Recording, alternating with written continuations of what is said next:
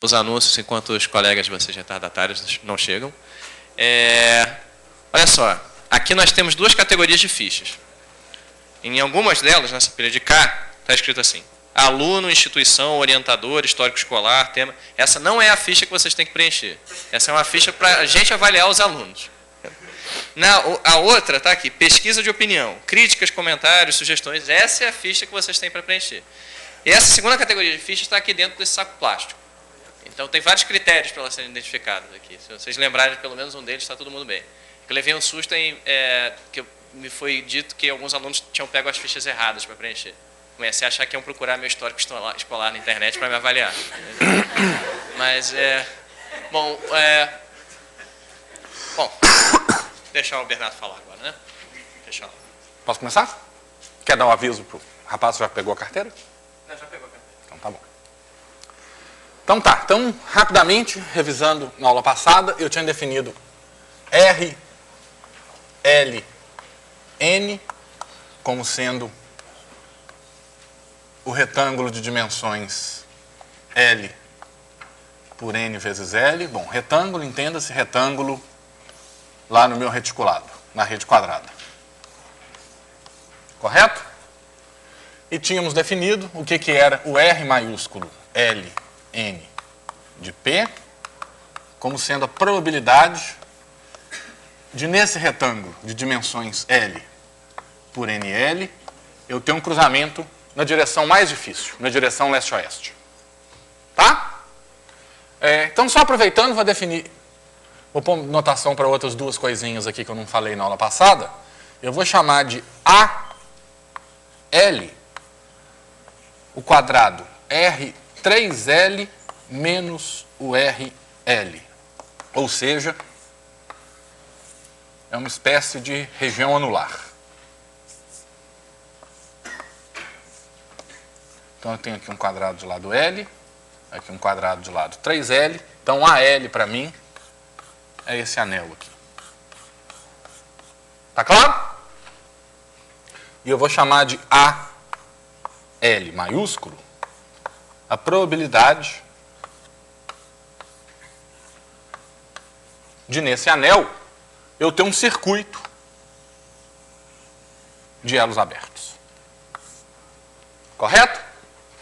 Então, na aula passada, eu gastei essencialmente toda a aula para provar isso que, sem dúvida, é uma das pedrinhas da teoria de percolação, que é a desigualdade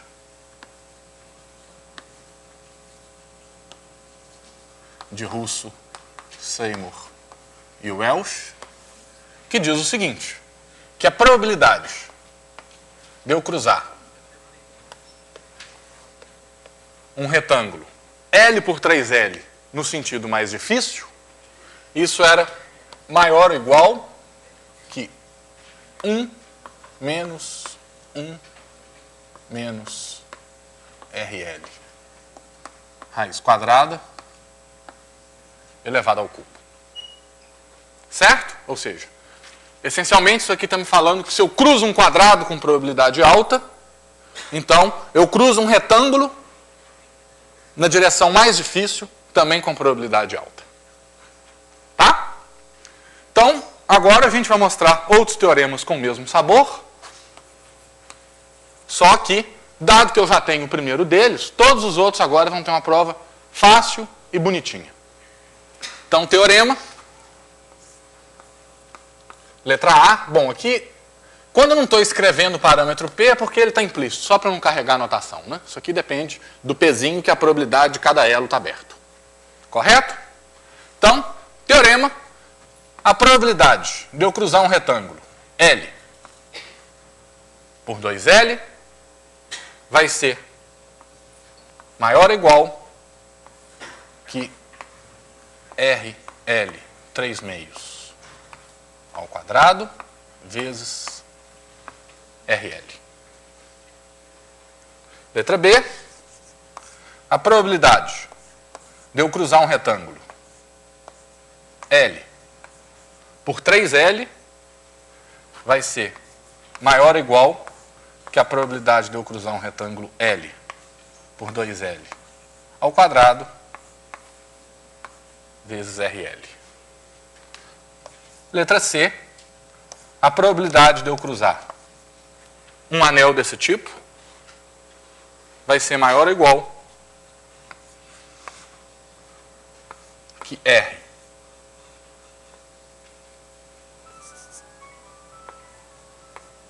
L3 a quarta. Então, vamos às provas. Demonstração da parte A. Na parte A, eu estou interessado, de novo, no RL ao quadrado, que é a probabilidade de eu pegar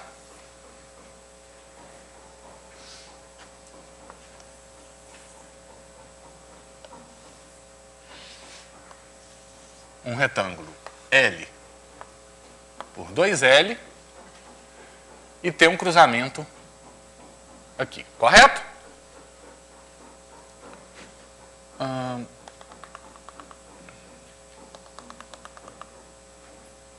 Talvez o desenho não esteja bom, mas vamos fingir que isso aqui são dividir em 4 pedaços iguais. Tá? Então eu estou interessado em qual a probabilidade de eu ter um cruzamento desse tipo. Todo mundo concorda que essa probabilidade ela é maior ou igual de eu ter o seguinte. É a probabilidade de, nesse mesmo retângulo,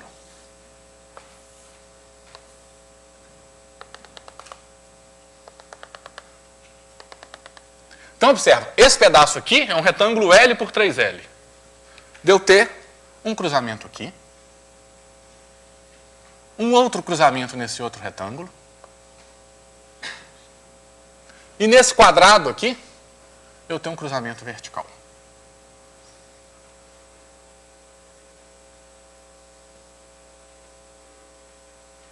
Concordam que esse evento está contido nesse?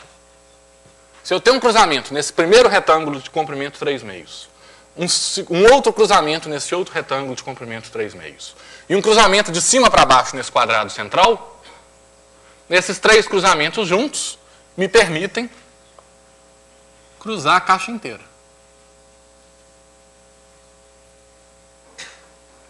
Todo mundo concorda? Então, observa que esse evento que eu estou falando, todos esses três cruzamentos que eu estou pedindo, é a interseção de 3 eventos, todos eles são eventos crescentes, naquele sentido da aula passada, que se eu abro mais elos, isso facilita a ocorrência desses eventos. Então, pela desigualdade FKG, essa probabilidade é maior ou igual que a probabilidade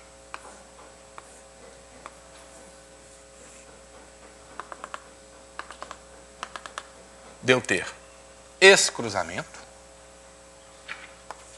vezes a probabilidade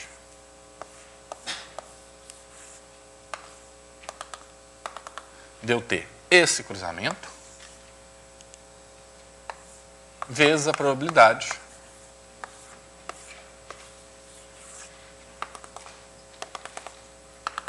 de eu ter esse cruzamento.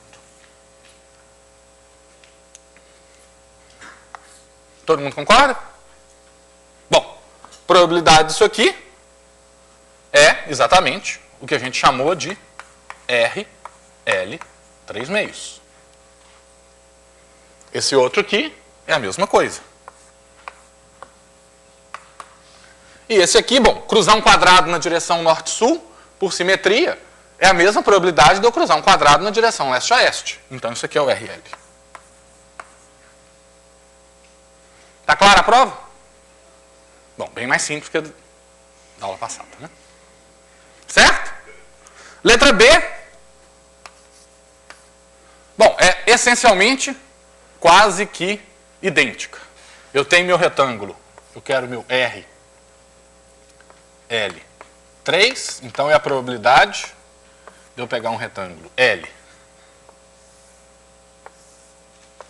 por 3L e ter um cruzamento. Vou dividir ele em 3 partes aqui. Bom, aqui é bom desenhar pelo menos minimamente na proporção, né?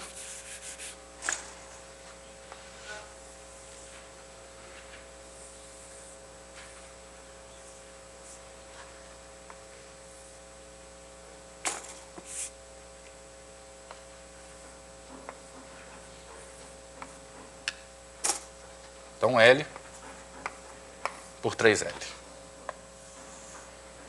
Estou interessado em eu ter esse cruzamento, correto? Certamente, isso é maior ou igual do que a probabilidade de eu pegar esse mesmo retângulo e ter um cruzamento aqui, outro cruzamento aqui e outro cruzamento aqui. Certo? Então agora, bom, não vou escrever de novo. Vou usar a desigualdade FKG e vou falar que a probabilidade disso aqui é maior ou igual que a probabilidade de eu ter um cruzamento nesse retângulo L por 2L, outro cruzamento nesse retângulo L por 2L e um cruzamento no quadrado L por L. Então, provada a parte B.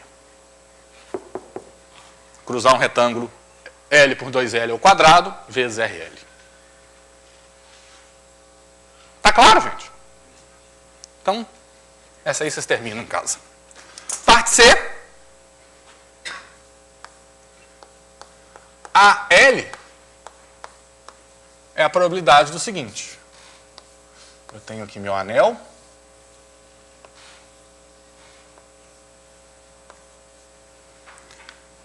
É a probabilidade de eu ter um circuito de elos abertos dentro do quadrado mais externo e contornando o quadrado mais interno.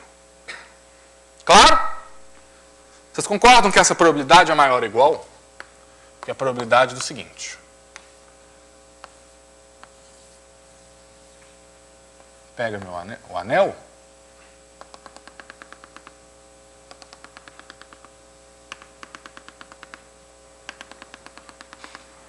É maior que a probabilidade de eu ter um cruzamento aqui, outro cruzamento aqui, outro cruzamento aqui e outro cruzamento aqui.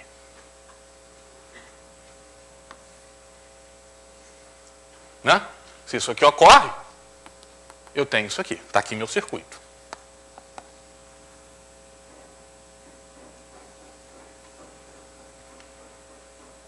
Claro? Então, de novo, pela desigualdade FKG, observe que cada um desses retângulos aqui, né? Então, isso aqui é L.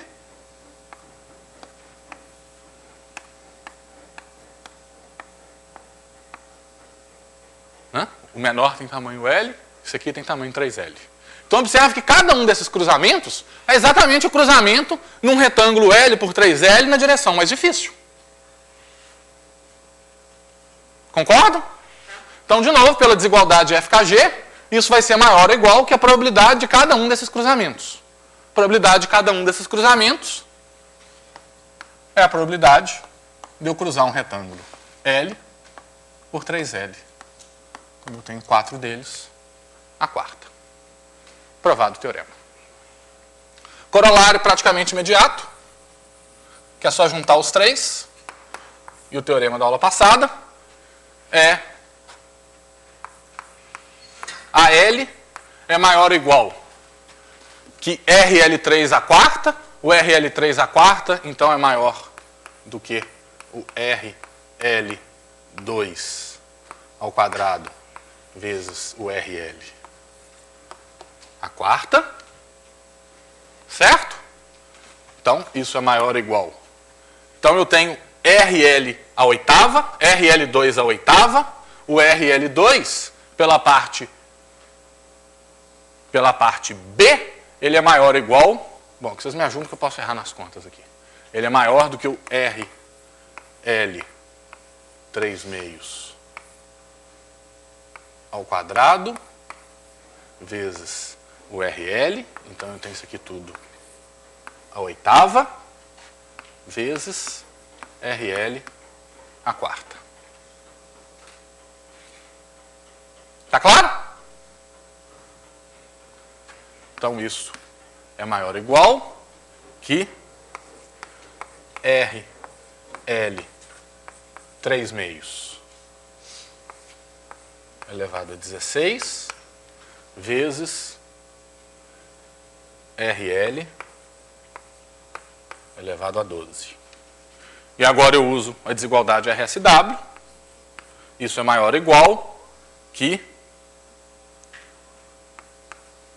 1 menos 1 menos RL. Raiz quadrada elevado a 48 vezes RL elevado a 12. Tá claro? Muito bem. Bem mais bonitinho que ontem, né?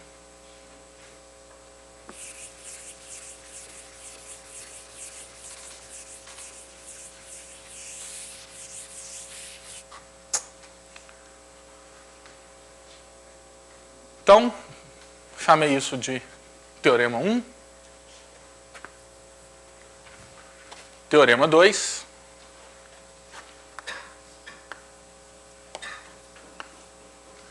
Se limite inferior do RL é estritamente positivo, então não existe aglomerado infinito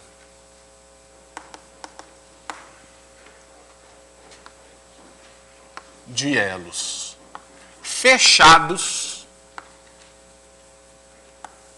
na rede dual.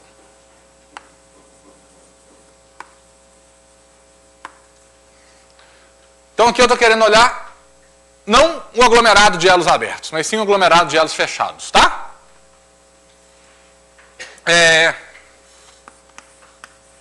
Para quem não sabe o que é limite inferior, a gente pode fingir que a nossa hipótese é o seguinte, que existe um certo epsilon positivo, tal que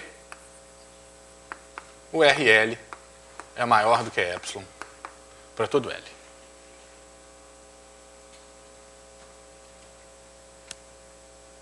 Claro?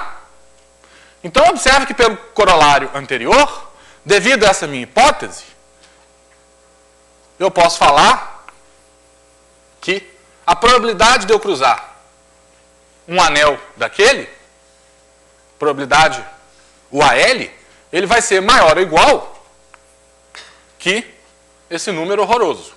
1 menos 1 menos epsilon, raiz quadrada, elevado a 48, vezes epsilon, elevado a 12. É horroroso, mas é algo estritamente positivo. Pode ser muito pequenininho, mas é positivo. Certo? Agora, olha só. Pega a nossa rede, pega um L qualquer e faz o seguinte. Então, aqui eu tenho L, aqui eu tenho 3L. Aí agora pega os quadrados. Bom, está fora de escala porque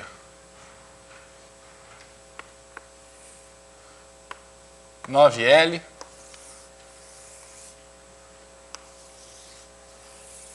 27L e por aí vai. Então, olha, cada um desses anéis, em cada um desses anéis, eu vou procurar se existe um circuito desse tipo.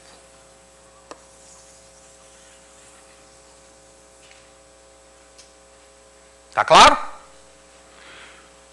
Primeiro fato. Em cada um desses anéis, a probabilidade de ter esse circuito é maior do que esse delta, que é estritamente positivo. Correto? Fato número 2. Existir esses circuitos em cada um desses anéis são eventos independentes. Porque, por exemplo, se eu olho esse primeiro anel, para eu saber se tem esse circuito, eu só preciso olhar a região que está fora do quadrado de lado L e dentro do quadrado de lado 3L. Para eu olhar no segundo, eu só olho fora do quadrado de lado 3L. Todo mundo concorda? Então, observe. Eu vou chegar em cada um daqueles anéis e vou olhar.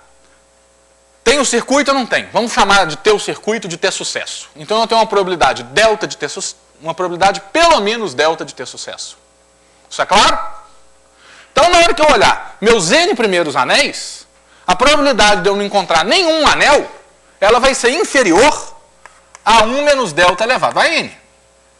Como delta é estritamente positivo, 1 menos delta é estritamente menor do que 1. Certo? Então a probabilidade de eu ter fracasso o tempo todo é 0. Com probabilidade 1, eu vou encontrar um desses circuitos em algum anel. Todo mundo concorda? Bom, pausa para as nossas pequenas reflexões sobre coisas elementares de probabilidade.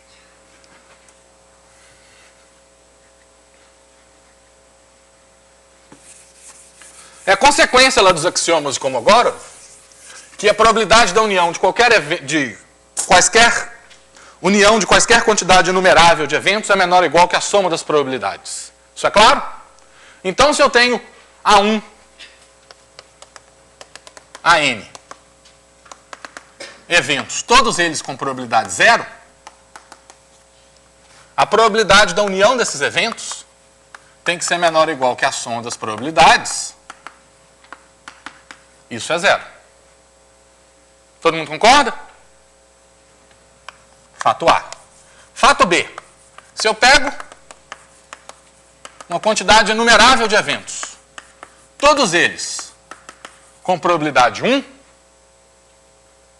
então a probabilidade da interseção desses eventos tem que ser quanto? Probabilidade da interseção desses eventos, eu posso falar que é 1 menos a probabilidade do complementar. O complementar, pela lei de Morgan, vai ser a união dos complementares. Bom, se cada um deles tem probabilidade 0, todos os complementares têm... Cada um deles tem probabilidade 1, desculpa. Os complementares, todos eles têm probabilidade 0. União de eventos de probabilidade 0, 0. Então, interseção de eventos de probabilidade 1 tem probabilidade 1. Beleza? Então, observe o seguinte. Eu tenho probabilidade 1, vocês já se convenceram, eu vou procurando se eu tenho sucesso. Sucesso é achar um desses circuitos. Né? Com probabilidade 1, eu acho um circuito. Todo mundo concorda? Achei meu primeiro circuito. Agora eu vou procurar mais circuitos. Vocês concordam que com o mesmo argumento, com probabilidade 1, eu acho um segundo circuito? Certo? Com probabilidade 1, depois que eu achar meu segundo circuito, eu acho um terceiro circuito. Então, a interseção de todos os eventos, desses eventos de probabilidade 1, é um evento de probabilidade 1. E que evento é esse? É o evento, eu vou conseguir ver infinitos circuitos. Todo mundo concorda com isso? Ou seja, basta eu ter essa hipótese, se a probabilidade de eu ver um circuito é estritamente positiva, se eu faço infinitas tentativas, com probabilidade 1, eu vou ter sucesso infinitas vezes. Isso é uma ótima notícia para o jogador compulsivo, né? Joga infinitas vezes na Mega Sena, você vai ganhar infinitas vezes na Mega Sena com probabilidade 1. Legal. Bom, depois tem as más notícias, né? Quando a gente for ver a lei dos grandes números. Então, vocês concordam que eu vou encontrar infinitos circuitos abertos em torno da origem com probabilidade 1? Todo mundo concorda com isso? Agora, olha aquele argumento de dualidade da primeira aula. Se esse circuito aqui ele é aberto, na rede dual, é porque todo mundo aqui está aberto. Certo? Então, os caras fechados, os elos fechados na rede dual, eles estão sempre compreendidos entre dois desses circuitos abertos. Tá claro? Se você pega qualquer elo fechado na rede dual, olha o aglomerado desses elos fechados, ele vai estar sempre contido em algum circuito maior. Então ele não pode ser infinito nunca. Concordam com esse fato?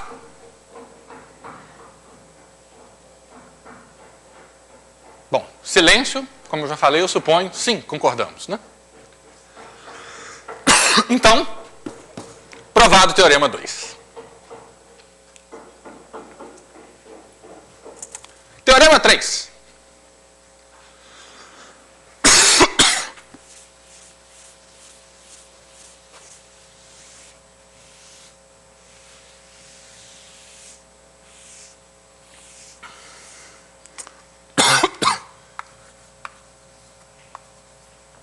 Teorema 3. A probabilidade de eu cruzar um quadrado no sentido esquerda-direita é sempre maior ou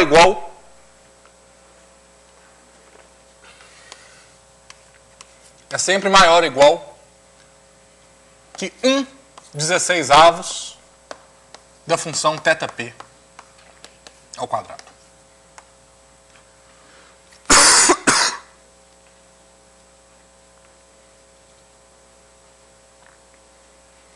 Então vamos demonstrar esse teorema. Demonstração, então aqui eu vou definir alguns eventos. Vou definir αL como sendo evento a origem está conectada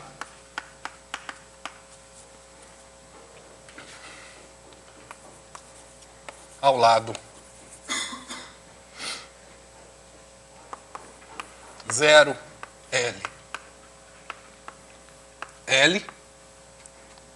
em RL. Ou seja, numa figura esquemática, é esse evento aqui, né? É o evento, a origem está conectada à face de cima daqui do quadrado.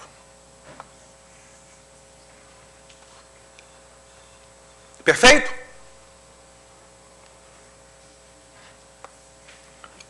De modo análogo, eu vou definir o evento βL como sendo o evento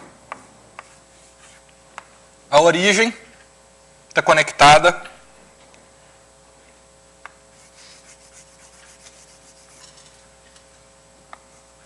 à face de baixo. Eu vou definir γL como sendo evento, a origem está conectada à face da esquerda. E vou definir ΔL como sendo evento, a origem está conectada à face da direita. Claro?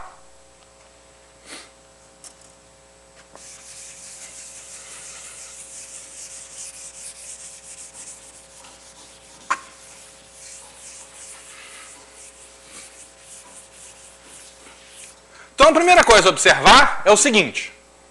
De novo, o que é θp? θp é a probabilidade da origem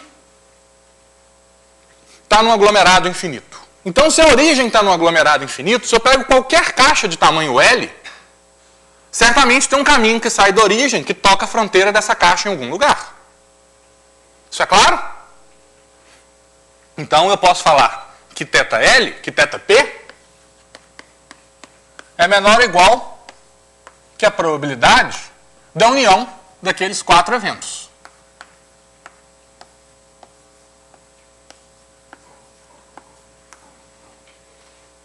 Concordam? Se a origem está no aglomerado infinito, certamente o aglomerado infinito toca a fronteira da caixa. Se ele toca a fronteira da caixa, ele tem que tocar pelo menos um dos 4 lados. Né? Isso aqui é menor ou igual que a soma da probabilidade desses 4 eventos. Hã?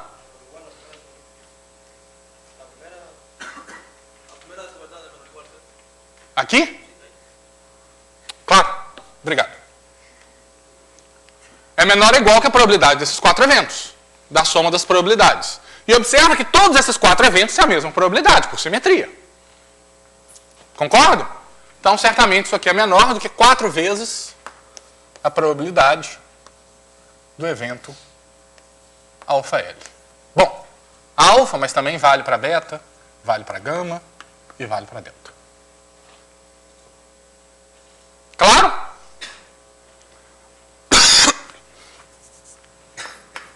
Quem é o RL? Que é o que a gente quer calcular. O RL é a probabilidade de eu pegar o quadrado L por L e ter um cruzamento da esquerda para a direita. Claro? certamente essa probabilidade é maior ou igual que a probabilidade de eu forçar a barra que esse cruzamento da esquerda para a direita passe pela origem. Né? Ou seja, isso é maior ou igual que a probabilidade do evento esquerda é gama, direita, delta.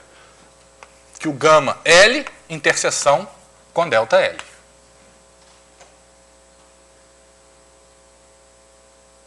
Todo mundo concorda? De novo, gama L e delta L, ambos são eventos crescentes. Então, pela desigualdade FKG, essa probabilidade é maior ou igual que o produto das probabilidades. E os dois, bom, vamos escrever. Isso é maior que a probabilidade do gama L vezes a probabilidade do delta L. Agora, observe que cada um deles tem probabilidade maior. Probabilidade de cada um deles é maior do que θp sobre 4. Então, isso aqui tem que ser maior ou igual que θp sobre 4 ao quadrado. Provado o teorema. Claro?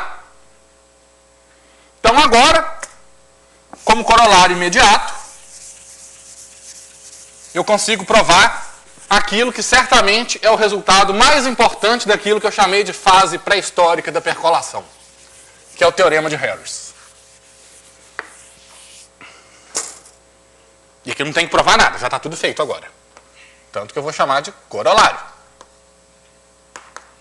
Corolário, teorema de Harris, diz o seguinte: se θp é estritamente positivo, então não existe aglomerado infinito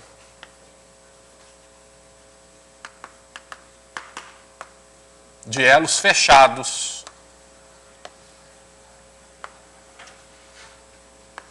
na rede dual.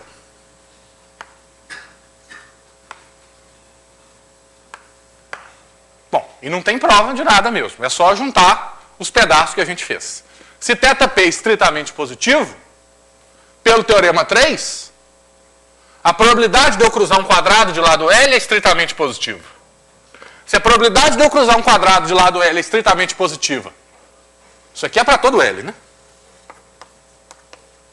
Se a probabilidade de eu cruzar um quadrado de lado L para qualquer L é estritamente positiva,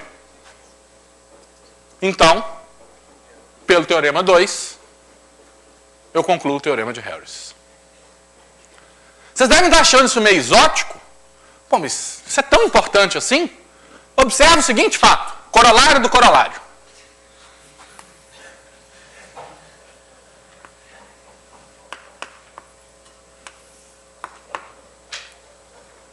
O ponto crítico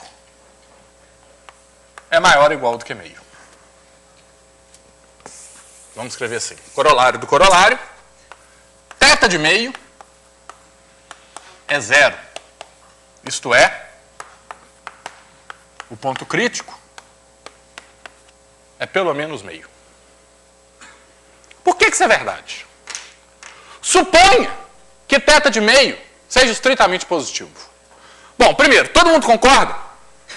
Lembra o que era percolação na rede dual? Eu tenho um elo na rede original, né? Aí eu digo que o elo que corta ele está aberto se e somente se o elo da rede original também está aberto. Então, observe, se um elo está aberto na rede original com probabilidade P, ele está aberto na rede dual com probabilidade P. Ou seja, ele está fechado na rede dual com probabilidade 1 menos P. Então, observa que se P é meio, a probabilidade de um elo estar aberto na rede original é igual à probabilidade de um elo estar fechado na rede dual. Ou seja, quando P é meio, o modelo de percolação de elos abertos na rede original tem a mesma distribuição do modelo de percolação de elos fechados na rede dual. Então, se eu percolo no ponto, se eu percolo em meio, se θ de meio for estritamente positivo,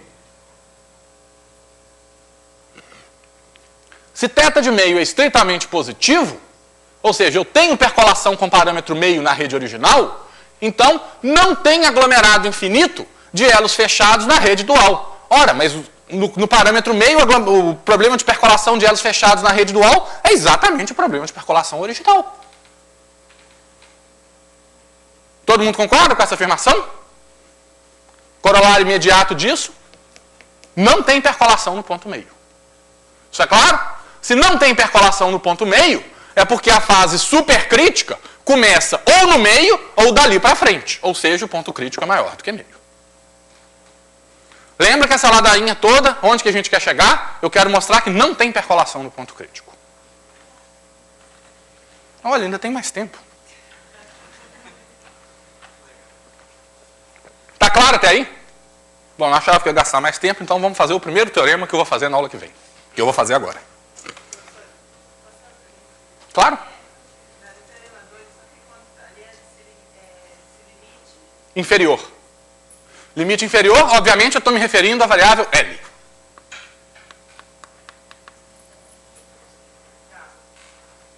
Se quiser trocar, te incomoda definição de limite inferior, finge que a hipótese é essa. Existe epsilon positivo, tal que o RL é maior do que epsilon para todo L. Para todo L maior do que alguma coisa. Tudo bem. Claro. Mas observe que o que a gente tem aqui é que ele vai ser estritamente positivo para todo L.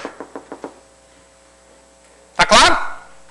Então agora o próximo resultado que eu não sei se vai dar tempo de mostrar é o seguinte. É aquele negócio que a princípio parece um pouco assustador, que eu comentei no fim da aula passada. Imagina que isso aqui é um quadrado L por L, eu quero fazer um cruzamento num quadrado L por L. Aí eu afirmei para vocês que se eu estou na fase supercrítica, cruzar um quadrado maior, 2L por 2L, é mais fácil do que cruzar quadrados menores. Né? Isso, a princípio, é pouco intuitivo. Mas depois eu dei um argumento para vocês que vocês passaram a convencer. Se eu estou na fase supercrítica, o aglomerado infinito está lá em algum lugar. Então, joga um quadrado em algum lugar na rede. Pode ser que o aglomerado não passe ali. Mas se eu começo a aumentar essa janela, alguma hora eu vou alcançar ele. Né? Correto? Então,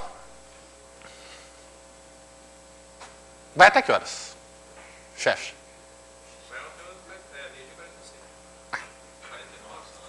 Então, próximo teorema é exatamente isso que eu quero mostrar.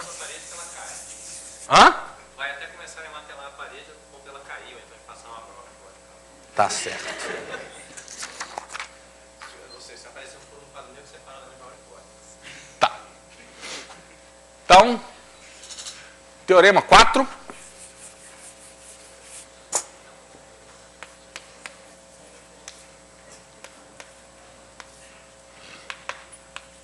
Se existe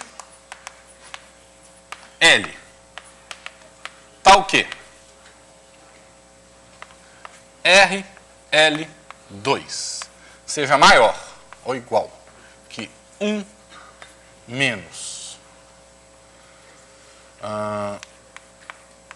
1 sobre 16 vezes E elevado a menos 1,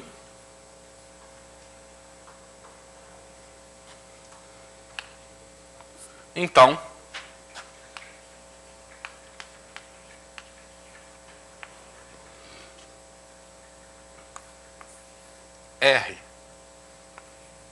R2KL2 é maior ou igual que 1 menos 1 sobre 16 vezes E elevado a menos K.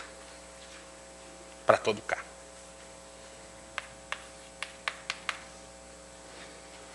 Então, olha o que esse teorema está falando.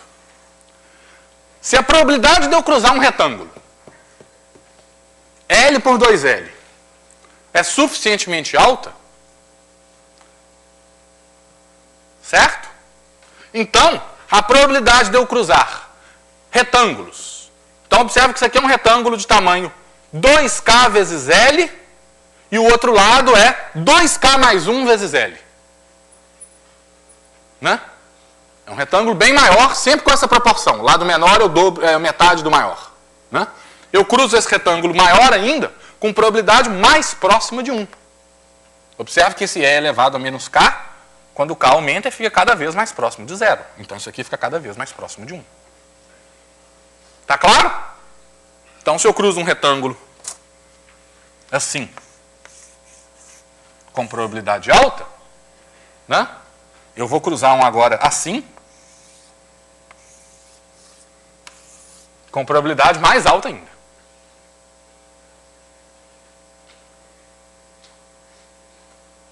Beleza?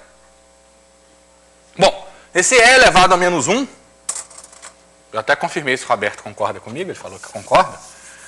Na verdade, basta ser um número pequeno. E elevado a menos 1 não tem nada de muito esotérico aí nesse teorema.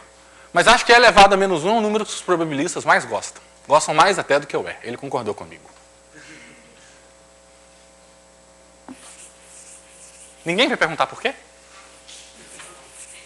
Então tá bom, não vou responder também. O problema do amigo oculto é um deles, né? Se a gente for fazer um amigo oculto entre a gente, bom, aqui no Rio é amigo secreto, né? Amigo oculto também? Mas todo mundo sabe o que é. Pega um saco, uma urna, com o nome de todo mundo aqui dentro, né? Com o nome de todo mundo aqui dentro. Aí cada um vai, pega um papelzinho para, sei lá, dar um presente para alguém. Aí eu digo que o amigo oculto da bagunça, se pelo menos um de nós tirar a si próprio. Pergunta: qual a probabilidade da bagunça no amigo oculto? Vocês acham que ela é grande ou ela é pequena? Se o N é grande, vai ficando cada vez menor ou cada vez maior? Erroneamente, mas é intuitivo pensar que isso fica cada vez menor, né? Mas observa que você deve ter pensado que ela fica cada vez menor assim. Você deve ter pensado a probabilidade de eu tirar a mim mesmo é cada vez menor. Concordo. A probabilidade de você se tirar é de 1 em N. Quando o N cresce, vai para 0. Mas observe que ele dá bagunça, não é se você tirar a si próprio.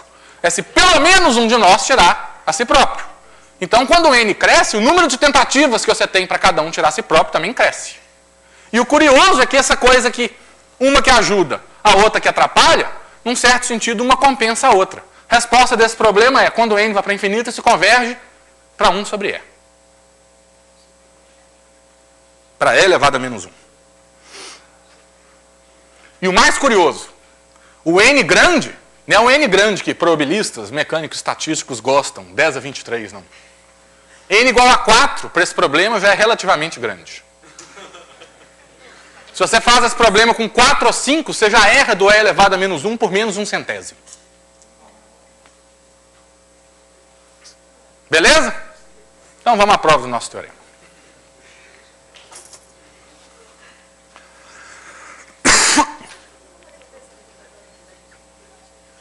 Talvez não dê tempo da gente fazer ele todo, mas aí eu faço pelo menos a primeira parte. Então eu estou interessado no cruzamento de um retângulo. Eu sei a probabilidade de um cruzamento de um retângulo L por 2L e vou olhar qual é a probabilidade de eu cruzar, sei lá, um retângulo agora 2L por 4L. Tá claro? Então, a princípio, vamos olhar simplesmente o retângulo L por 4L. Ou seja, estou interessado na probabilidade do cruzamento desse retângulo aqui. Então, aqui é L. 1, 2, 3, 4.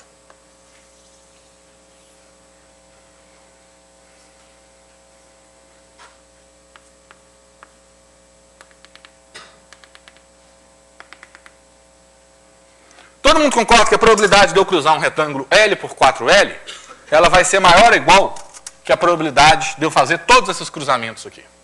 Bom, isso é igual a isso,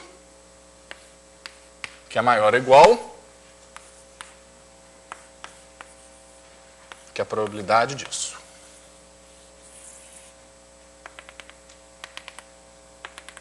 de eu ter um cruzamento nesse retângulo aqui, 2 por 2, L por 2, outro aqui, um aqui e outro aqui. Ou seja, eu quero um cruzamento nesse retângulo L por 2L, outro cruzamento nesse retângulo L por 2L, outro cruzamento nesse retângulo L por 2L, um cruzamento vertical aqui nesse quadrado L por L e outro cruzamento vertical nesse quadrado L por L. Certo? Então, vocês já estão craques nisso, pela desigualdade FKG. Isso vai ser maior ou igual que eu cruzar 3 retângulos L por 2L e cruzar 2 quadrados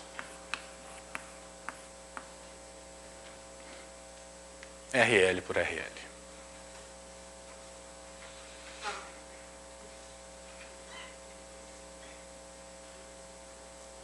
Concordam? Vocês concordam que a probabilidade de eu cruzar 2 quadrados RL por RL... Vamos desenhar isso aqui agora. Eu afirmo que isso é simplesmente maior do que a probabilidade de você cruzar RL por 2L a quarta.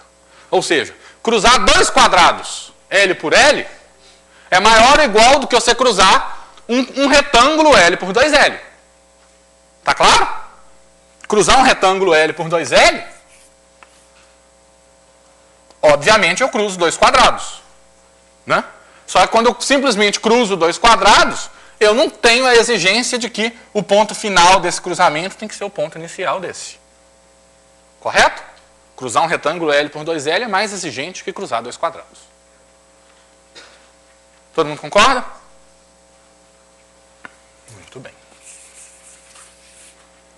Então,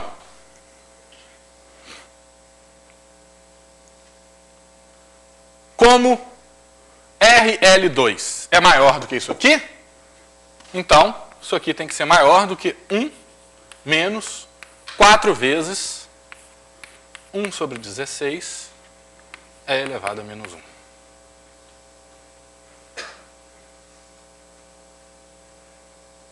Né? Bom, que exercício de álgebra? Teoricamente é isso aqui a quarta. Mas isso aqui a quarta é sempre maior ou igual do que 1 menos 4 vezes isso. Certo? Muito bem. Então agora vamos para o retângulo que a gente quer.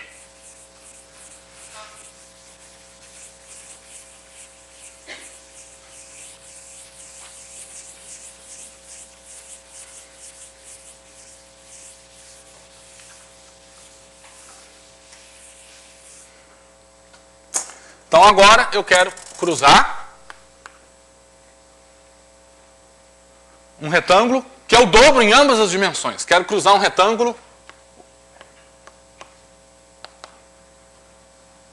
Ou seja, é a probabilidade de eu cruzar um retângulo assim, né? Ele mede 2L por 4L.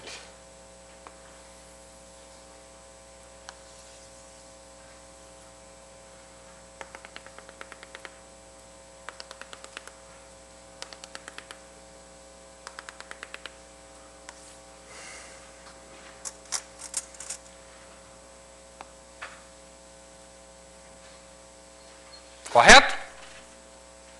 Vocês concordam que a probabilidade de eu ter esse cruzamento, certamente ela é maior ou igual que a probabilidade de eu pegar esse mesmo retângulo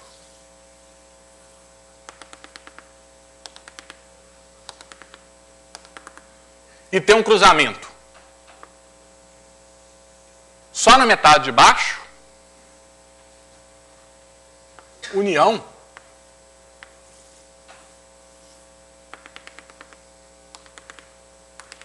quando eu pegar o mesmo retângulo, ter a probabilidade de um cruzamento só na metade de cima. Né? Certamente a união desses dois eventos está contido aqui. Aqui eu permito muito mais coisas. Meu cruzamento não precisa estar contido necessariamente numa das metades de cima ou na de baixo. Aqui eu estou pedindo mais. Eu quero que meu cruzamento esteja totalmente em cima ou totalmente embaixo. Isso é claro? Bom, Posso falar que a probabilidade desse evento é igual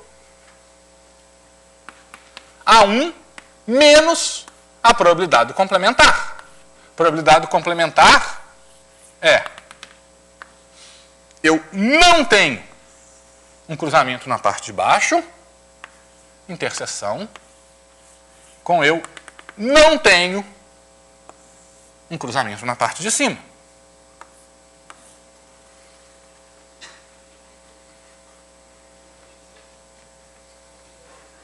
Todo mundo concorda? Agora observem que esses eventos são independentes. Aqui eu não estou usando FKG, estou usando independência. Porque para ter esse cruzamento aqui, eu só olho a parte de baixo.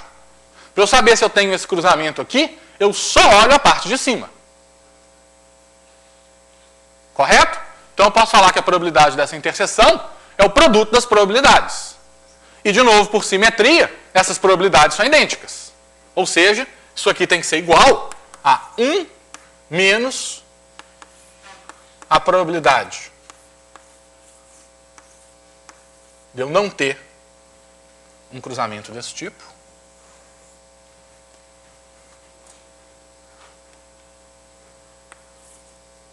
ao quadrado.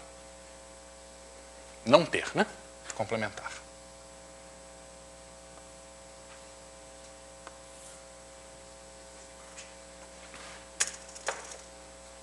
Tá claro?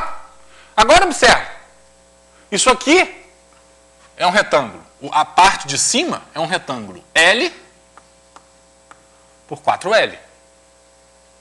A probabilidade de eu ter um cruzamento num retângulo L por 4L é maior do que esse número. Então a probabilidade de eu não ter um cruzamento é menor do que esse aqui. Confere? Então, como eu tenho um sinal de menos ali, isso aqui é maior ou igual que 1 menos 4 vezes 1 sobre 16 é elevado a menos 1. Tudo isso ao quadrado. Correto? Se eu faço essa conta aqui, isso aqui é igual a 1 menos 4 ao quadrado é 16, então 16 corta com um dos 16 que eu tenho aqui, então eu fico com 1 menos 1 sobre 16 é elevado a menos 2.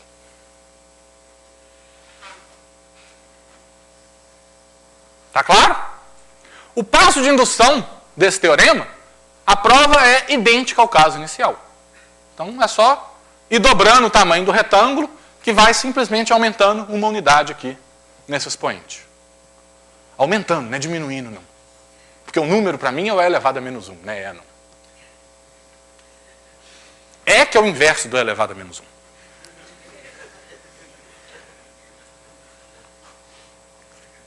Está clara a prova, gente?